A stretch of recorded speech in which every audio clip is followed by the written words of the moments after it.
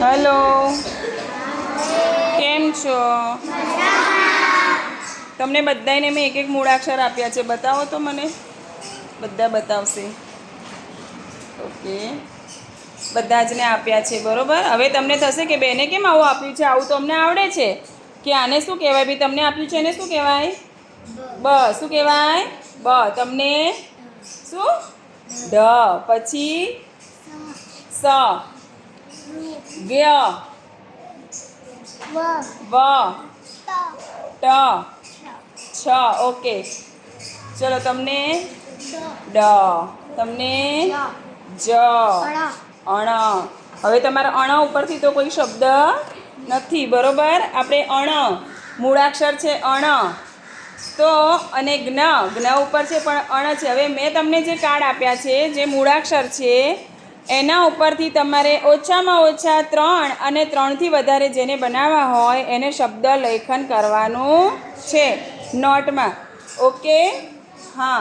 હવે તમારી પાસે જે મૂળાક્ષર છે, જેમ કે અણ છે તો અણથી કોઈ મૂળાક્ષર આપણે શરૂ થતો નથી, પણ એની જગ્યાએ આપણે એક લવચિકતા લાવીએ છીએ. મતલબ કે તમારી સરળ પડે એવી રીતે કે જેમ કે અણ છે તો અણથી શબ્દ નથી શરૂ થતો કોઈ એ મૂળાક્ષરથી, પણ એ જેમાં આવતો હોય એવા શબ્દ એ લખી શકે. જેમ કે શેમાં આવે અણ? હા, ફેણ. તો ફેણ શબ્દ થયો ને બેટા, તો ફેણ, બરોબર. અણ પાછળ આવતો હોય, વચ્ચે આવતો હોય, ન ઉપરથી પણ લખી શકે, તો એવા શબ્દ લખવાના. બીજી વસ્તુ કે મેં તમને જે મૂળાક્ષર આપ્યો છે એ મૂળાક્ષરથી શરૂ થતા શબ્દો લખો તો બેસ્ટ છે. પહેલાં ટ્રાય એવી જ કરજો. બીજો પ્રયત્ન એ કરજો કે એ મૂળાક્ષર કોઈ પણ શબ્દમાં આવે. જેમ કે ર હોય તો ર ઉપરથી 3-4 લખી દીધા અને પછી એવું લાગે કે ભાઈ મારે હજુ વધારે લખવા છે તો બરફ પણ લખી શકાય. એ જે મેં તમને આપ્યું છે કોઈ પણ શબ્દમાં આવવું જોઈએ, બરોબર. ના આવે તો એ આઉટ, ફેલ કહેવાય. એટલે કે એ મૂળાક્ષર એમાં આવવો જોઈએ. પડી ગઈ ખબર બધાયને?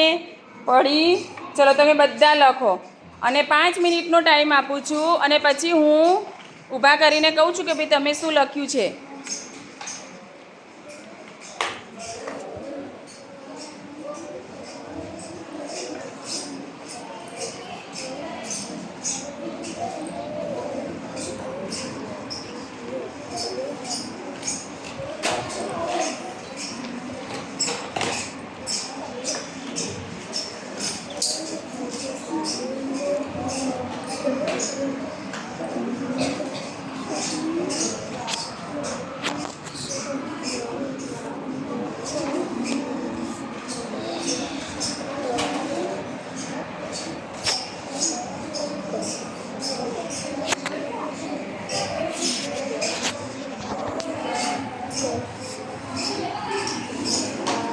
શું લખ્યું બેટા? સ ઉપરથી, હે ને? ઓકે,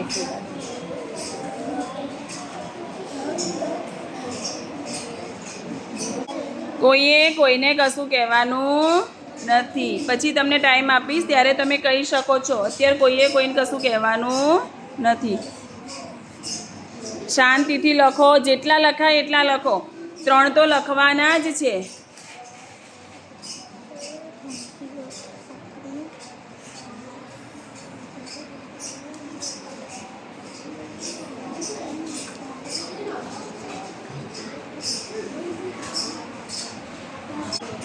ચલો ભાઈ, 5 મિનિટ પૂરી થઈ ગઈ. હા, હવે એ બેટા બરફ નહોતું લખ્યું તો લખી કાઢો, લખાય બરફ. હા, હવે જુઓ 5 કરતાં વધારે કોને થયા છે શબ્દો? 5 કરતાં વધારે થયા હોય એ હાથ ઉપર કરે તો વેરી ગુડ. અરે વાહ. ચલો મયંક, તમે વાંચો તો બેટા. સેજ અહીંયા આવીને વાંચો. પહેલાં તમારો મૂળાક્ષર બોલવાનો કે તમને શું આપ્યું છે. હા, શું આપ્યું હતું તમને? પણ અહીંયા આવીને બોલો ને બેટા, સેજ મને સંભળાશે નહીં. સ. ઓકે, બોલો હવે શબ્દો.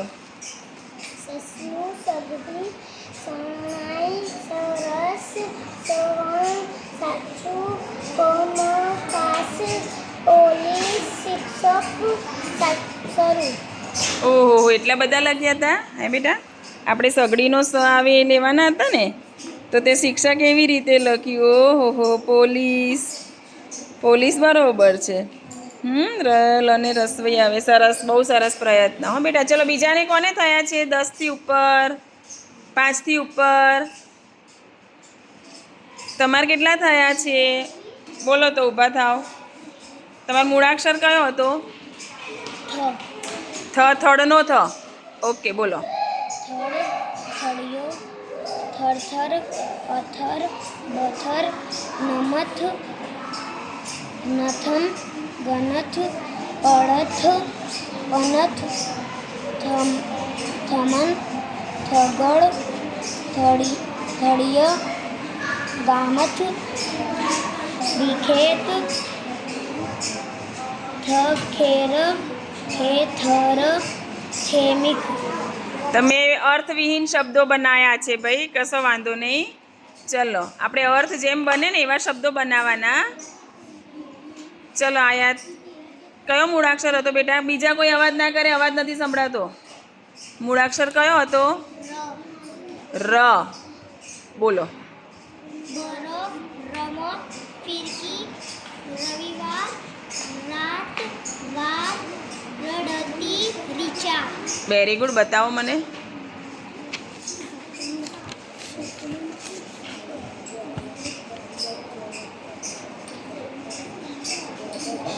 સરસ. રીચામાં ર અને રસવઈ આવે. હો બેટા. ચલો બીજા કોને બન્યા છે 5 ઉપર? આવો તો બેટા નફીસા. ચલો ચલો, 3 તો બધાને બન્યા જ છે ને. પછી 3 વાળાનો વારો. શું આવ્યો તો બેટા મૂળાક્ષર? ક્ષ. ક્ષત્રિયનો ક્ષ. બોલો. સમાસ, ક્ષત્રિય, શિક્ષક,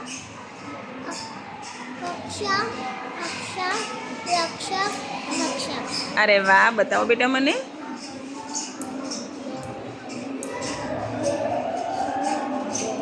રક્ષ, ભક્ષ, રક્ષક, ભક્ષક.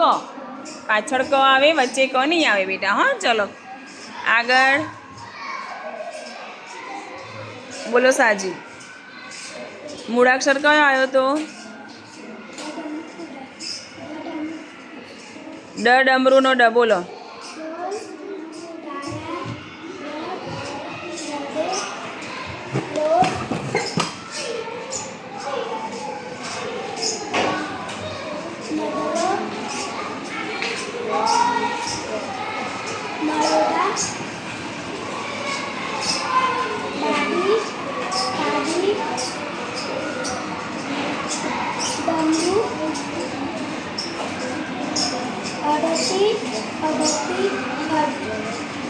સરસ. હવે ચલો, જેને 3 બનાવ્યા હોય. રુજેન, તમે શું બનાવ્યું છે બેટા? કયો છે મૂળાક્ષર? બ. બોલો બ ઉપરથી.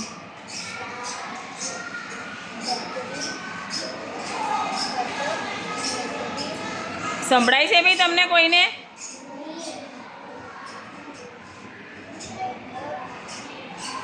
બોલો મોટેથી.